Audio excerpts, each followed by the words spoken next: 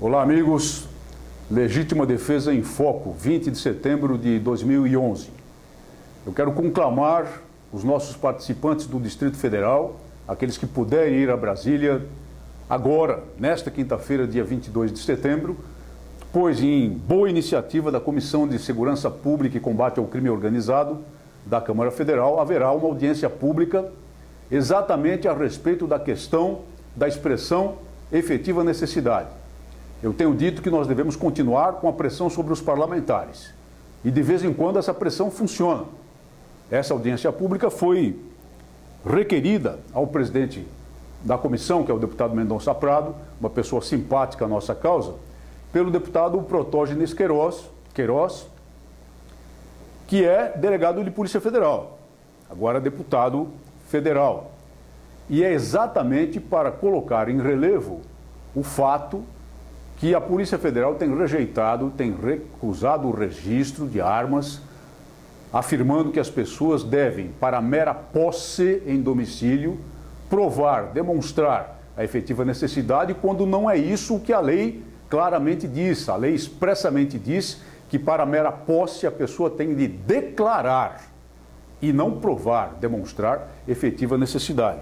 Espera-se que o deputado Protógenes Queiroz e outros deputados da Comissão de Segurança Pública, que certamente participarão da audiência pública, consigam sensibilizar o diretor-geral da Polícia Federal, convidado para essa audiência pública, a respeito do procedimento da Polícia Federal nessa matéria, que vai muito além da lei, que não está em consonância com a lei. E, afinal de contas, a Polícia Federal é para impor a lei na sua área de atribuições, e compete a ela, em todo o país, a questão do registro de armas dos cidadãos comuns, o registro de armas no SINARME. Peço então o comparecimento de todos e a sua mobilização para o comparecimento à Comissão de Segurança Pública e Combate ao Crime Organizado, dia 22, quinta-feira próxima. Uma outra matéria em bastante destaque é um despacho de um promotor de justiça, o doutor Rogério Leão Zagallo, do Terceiro Tribunal do Júri da Justiça Estadual Paulista. Nesse despacho, ao pedir o arquivamento de um inquérito em que um policial se defende de um roubo, não em serviço, mas se defende de um roubo e mata 2 ladrões à mão armada, 2 assaltantes, ele pede o arquivamento por falta de justa causa para o prosseguimento da ação penal em virtude da legítima defesa e tem a ousadia de usar a seguinte expressão: bandido que dá tiro para matar tem que tomar tiro para morrer. E ele está certo. Apesar do despacho revelar uma conduta um pouco folclórica até no palavreado, no linguajar desse promotor de justiça, ele tem coragem de, na essência, tocar no ponto crucial. Se um criminoso se aproxima de alguém para roubar, para matar, e essa pessoa se defende, o criminoso escolheu o caminho dele, escolheu o destino dele. E se houvesse mais fatos como esse, como há lá nos Estados Unidos, e lembrem-se de que eu lhes disse há algum tempo, e afirmo isso com base em pesquisas documentais e livros publicados, que os cidadãos comuns matam mais criminosos do que os policiais nos Estados Unidos, sempre em legítima defesa, sempre na defesa do lar, sempre na defesa do patrimônio e da vida. Se isso acontecesse com mais frequência aqui e se houvesse mais promotores de justiça como esse, certamente a situação melhoraria. Só que esse homem já foi devidamente despachado para a corregedoria do Ministério Público, que deverá, segundo consta, segundo o noticiário traz, apurar sua conduta como uma infração disciplinar. Ora, senhores corregedores do Ministério Público, vamos arquivar logo essa representação, porque se o palavreado pode ser um pouco fora do esquadro, a essência é real, é verdadeira, é jurídica, tem lastro na lei, tem lastro nos dispositivos da lei e principalmente tem lastro na segurança pública que se deve prover às pessoas, às vezes por seus próprios meios. O artigo 144 da Constituição da República nos diz, sim, que a segurança pública é responsabilidade do Estado, mas também tem a participação de todos.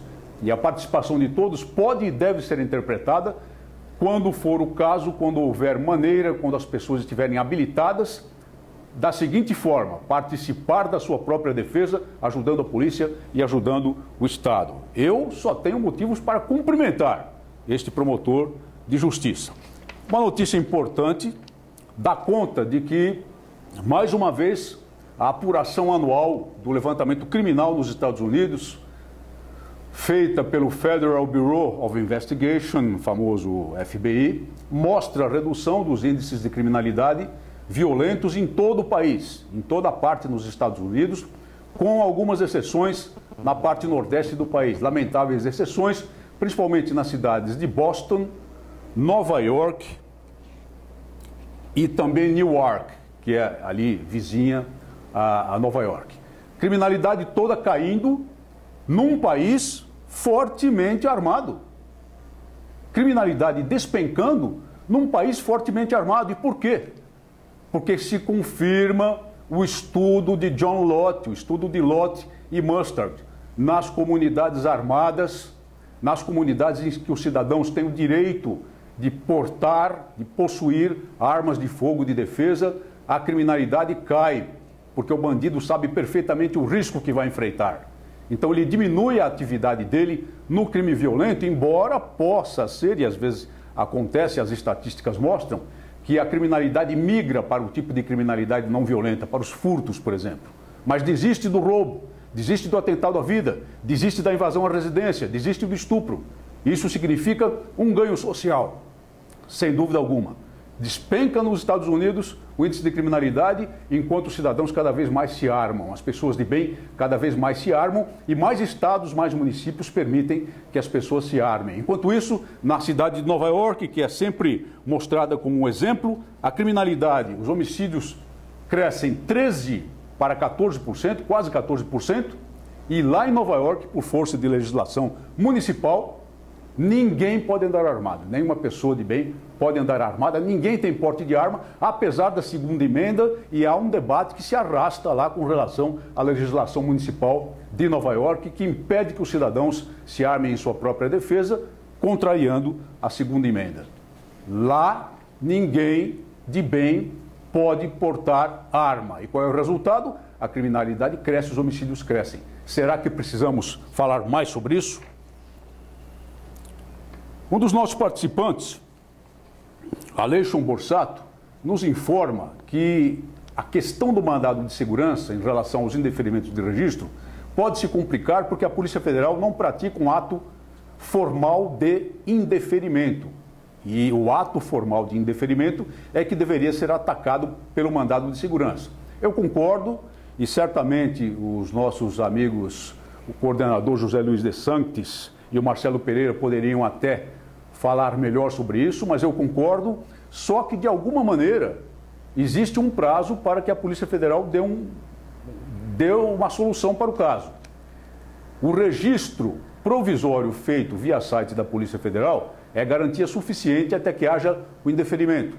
Essa pessoa não poderá ser presa em flagrante delito, em hipótese nenhuma, por porte ou posse ilegal de arma. Perdão, no caso, posse ilegal de arma. Porte é outra história.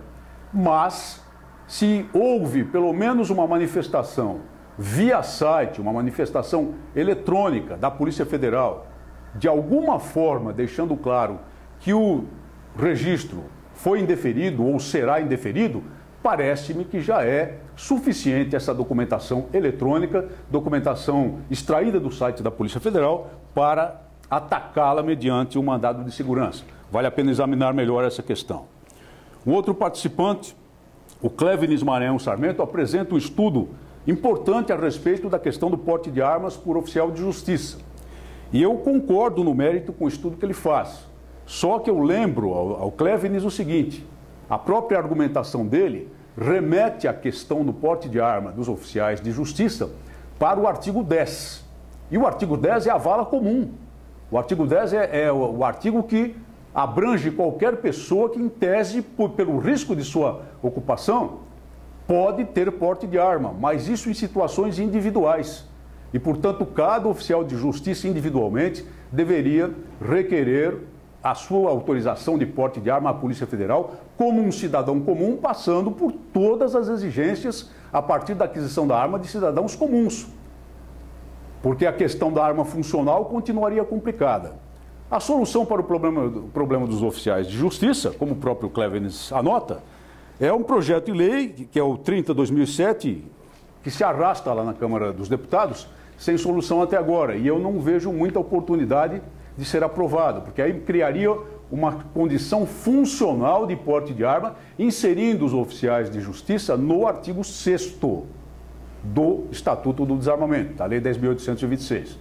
Por outro lado, continuo a pensar que a solução pontual pode resolver as angústias do oficial de justiça. Exerce efetivamente essa nobre categoria uma profissão perigosa e há casos de mortes causadas no cumprimento do dever, mortes de oficial de justiça.